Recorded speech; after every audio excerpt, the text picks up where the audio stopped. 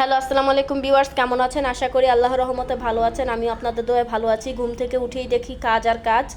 ভাইয়া মুরগি নিয়ে আসছিল, মুরগি কাটবো। এখানে খালা আবার ফ্যান মুছতেছে, ফ্যান ময়লা হয়ে গেছে। এত কাজ দেখে মনে হচ্ছে কালকেই ঈদ মনে হয়।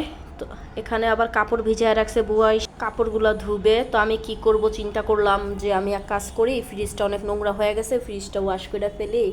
তারপর তো ফ্রিজ ওয়াশ করার জন্য সব কিছু বের করলাম। দেখেন কি পরিমাণ বরফ জমছে। তো আমি বরফগুলোরে প্রথমে ফ্রিজ অফ করে আমি ফ্রিজ ওয়াশ করার জন্য ট্রিক্স ব্যবহার করি। ট্রিক্স দিয়ে আর কি একটু ডলা দিলেই দেখবেন সব ময়লাগুলো উঠা যায়।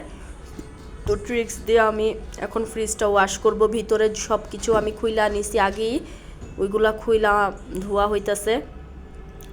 তারপরে আমি একটা মাচুনিতে ট্রিক্স দিয়ে সুন্দর করে আস্তে আস্তে করে ঘষে সম্পূর্ণ ফ্রিজটারে প্রথম ভিজায় রাখবো।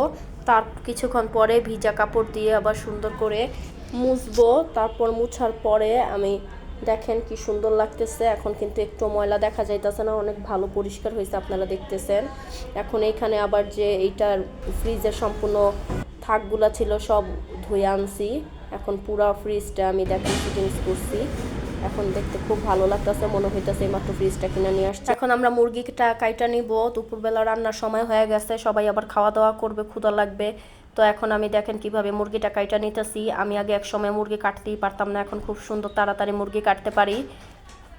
আপনারাও যারা মুরগি কাটতে পারেন না অবশ্যই কাটবেন, কাটার চেষ্টা করবেন।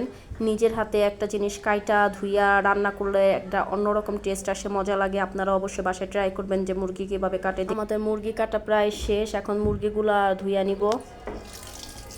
মুরগিগুলা সুন্দর করে ধুইয়া পানি ঝরায় একদম একটা কড়াই নিয়ে নিব। কড়াইয়ের ভিতর প্রথম তেল দিয়া গরম মশলাটা আমি প্রথমে দেই, তারপর পেঁয়াজ দিয়ে দেই। পেঁয়াজ দেওয়ার পর পেঁয়াজটা যখন ভাজা ভাজা হবে, একটু ব্রাউন কালার হবে দেখবেন, তখন চিকেনগুলো আমরা দিয়ে দিব একটা একটা কইরা। তারপরে মাংসটা দেওয়ার পরে হালকা নাড়াচাড়া করব। নাড়াচাড়া করার পরে একটু আদা বাটা দিব, তারপর আদা রসুন দিয়ে একসাথে সুন্দর করে নাড়াচাড়া করব। যখন দেখব একটু হালকা ব্রাউন কালার হয়ে গেছে, তখন আমরা হলুদের গুঁড়া আর মরিচের গুঁড়া দিয়ে দিব পরিমাপ মতো। তারপর একটু লবণ দিয়ে দিব। লবণ দিয়ে ভালো মতো লাড়াচাড়া করে সুন্দর করে তারপরে গরম পানি বা নর্মাল পানি আপনারা যে যেটা ব্যবহার করেন পানি দিয়ে সুন্দর করে লাড়াচাড়া করে ঢেকে রাখবেন। ঢেকে রাখার কিছুক্ষণ পর আবার লাড়াচাড়া করে মশলাটি কষিয়ে দেখবেন যে মশলা দিয়ে কোনো গন্ধ, আদা রসুনের গন্ধ আসে কিনা। যদি দেখেন না কোনো, তাহলে সুন্দর করে লাড়াচাড়া দিয়ে ঢেকে রাখবেন। ঢেকে রাখার কিছুক্ষণ পর ঢাকনা তুলে দেখবেন মুরগি ভুনা হয়ে গেছে। কালারটা দেখছেন কি সুন্দর আসছে, আপনারা বাসায় ট্রাই করবেন।